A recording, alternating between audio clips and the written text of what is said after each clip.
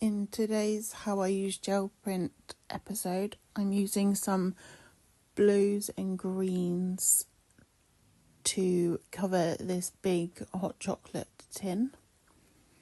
They're more tealy blues and a light olive green. I like that combination together. And I'm using some Liquitex gloss medium because some of the prints I believe have metallic in, and I like keeping the shine of the metallic. So all I'm going to be doing to start with is sticking strips horizontally just to get a background going on this. So I just put some gloss medium down, put the gel print over the top, and then add another layer on top of the glue.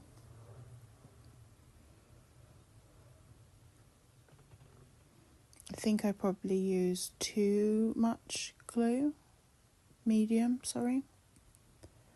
but I want to make sure it's firmly stuck and isn't going to lift up. I haven't decided what I'm going to store in this tin yet. I just thought it was a very unusual size, and it would be useful for something. I was going to put my brayers in it, but it's too deep for the brayers to stand up nicely, so maybe I'll use it to store paint or texture plates or something. I really like this light olive green with black. It's the abstract light olive green.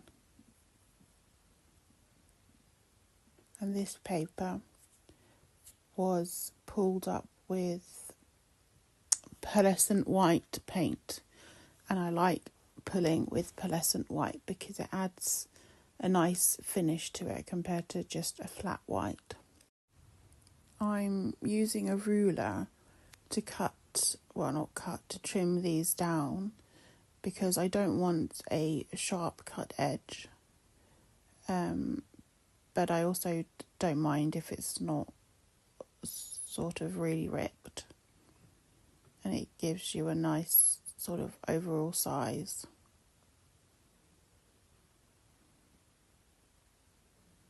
I'm nearly finished covering this. And then once I do that, I've got some other prints that are more not for a background, but to add interest to the sides.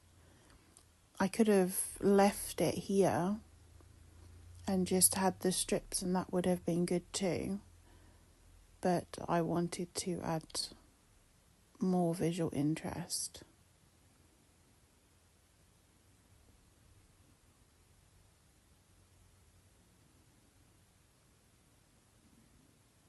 So now I'm adding, this is more, so the background was opaque papers. These are more translucent, so they won't fully disappear, but you should be able to see a bit of the colour underneath.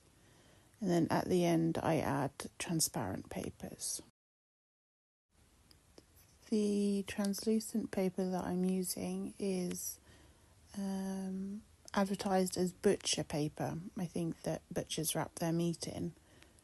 And I find it's good because it's really thin. Not as thin as rice paper, but it can mould into the background nicely. And the white areas do go translucent, so you can see what's beneath it.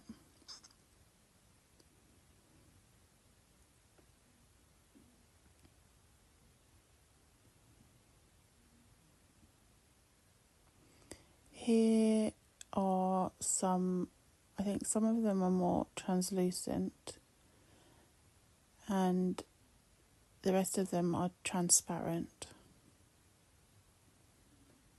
This is some more butcher paper.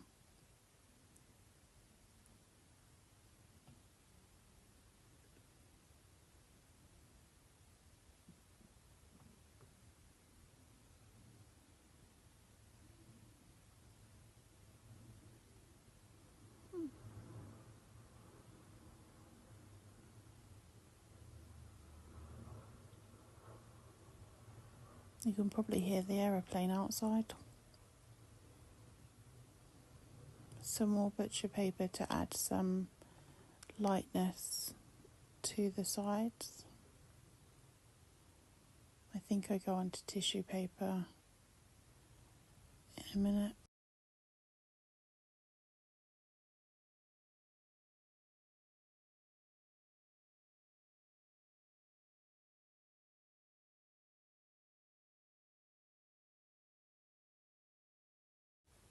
Now I'm using tissue paper or rice paper or anything that goes transparent when you stick it down. So all you see when these are glued down with the medium is the colour of the paint and the pattern. You don't see the paper, which I really like. I like being able to see all of the papers underneath, and I really wanted to put a pop of that olive green in. This is also transparent collage paper, well, it's tissue paper, and the stencil I used to make it is from a glue gun, and it's really fiddly, but it's really impactful. Just adding some darker pieces for some more depth.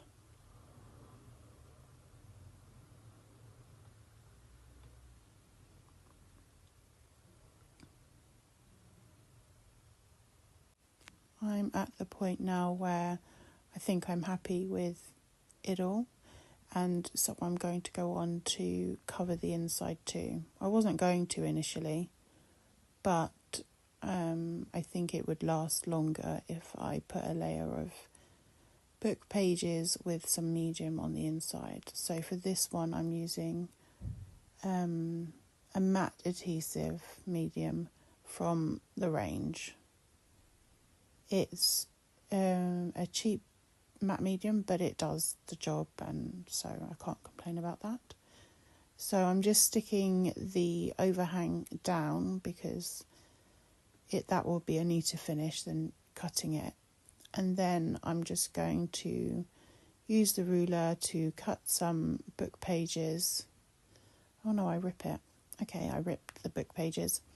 And I'm just going to cover the inside with the book pages. And I was very happy at the end that I did the inside because it completely finishes it.